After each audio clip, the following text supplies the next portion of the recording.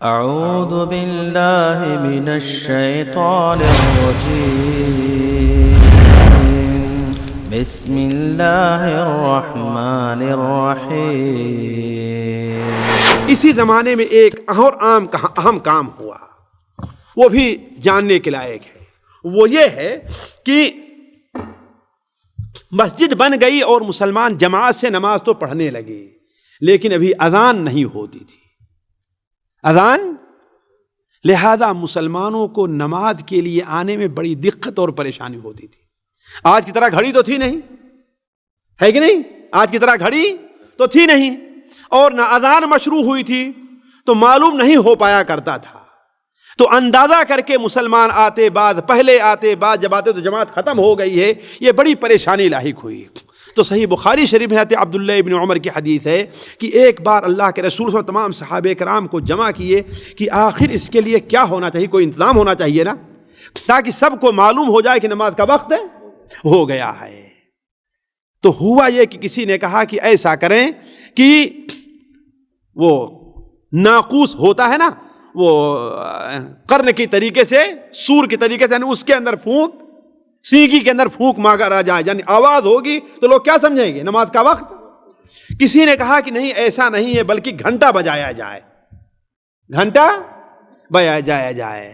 لیکن آپ نے کہا یہ تو یہودیوں کا ہے اور یہ تو نصارہ کا ہے، ہم ان کی مشابہت نہیں کرنا چاہتے، تو پھر کیا ہونا چاہیے؟ حضرت عمر رضی اللہ عنہ فرمایا کہ ایسا کریں کہ جب نماز کا وقت ہو جائے تو کسی کو مدینہ منورہ کی گلیوں میں بھیج دیا جائے، کس لیے؟ جا کر کے بتا دیں کہ ہاں نماز کا وقت ہو گیا ہے۔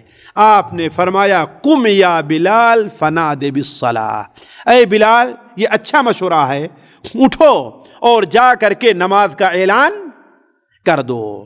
تو کچھ دنوں تک حضرت بلال رضی اللہ تعالی عنہ نماز جماعت کھڑی ہونے سے پہلے گلیوں میں جا کر کے اعلان کرتے، الصلاۃ جامعہ، الصلاۃ جامعہ، الصلاۃ جامعہ، یعنی نماز ہونے جا رہی ہے، جماعت کھڑی ہونے جا رہی ہے۔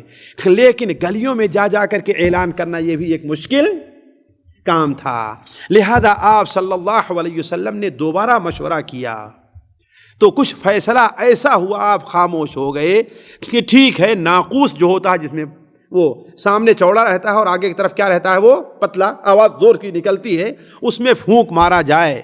لیکن ابھی کوئی فیصلہ نہیں ہوا تھا، اور جا کر کے مسلمان سو گئے تو ایک صحابی ہیں عبداللہ ابن زید ابن عبد ربی، عبداللہ ابن زید ابن عبد ربی، وہ فجر کا وقت ہو رہا تھا، ان کی نیند ایک بار کھلی اور پھر دوبارہ سوئے،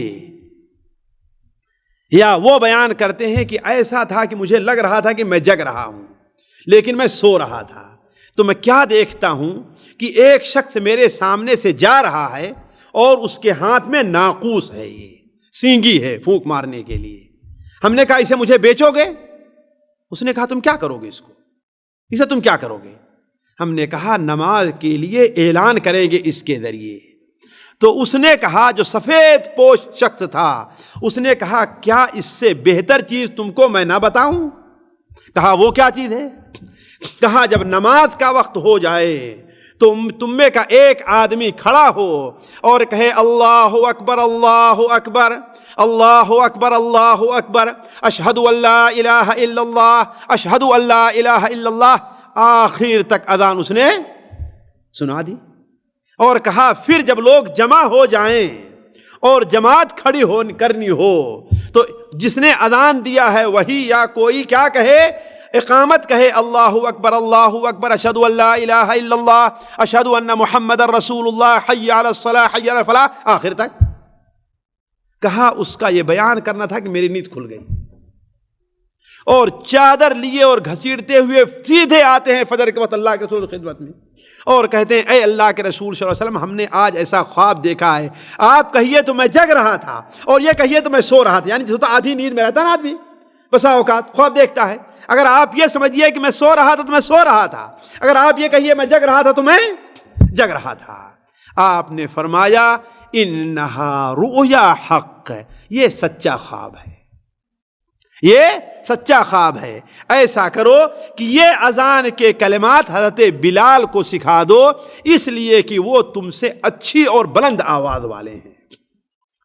یہ کلمات کس کو سکھا دو؟ تم حضرت بلال کو سکھا دو، اس لیے کہ وہ تم سے اچھی اور بلند آواز والے ہیں.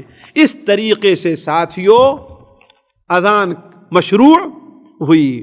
اسی دن سے وہ اذان دی جاتی ہے اور آج تک دی جا رہی ہے، اور انشاءاللہ اس زمین کے اوپر جب تک اللہ کا نام لینے والے لوگ رہیں گے یہ اذان اسی طریقے سے دی جاتی رہے گی.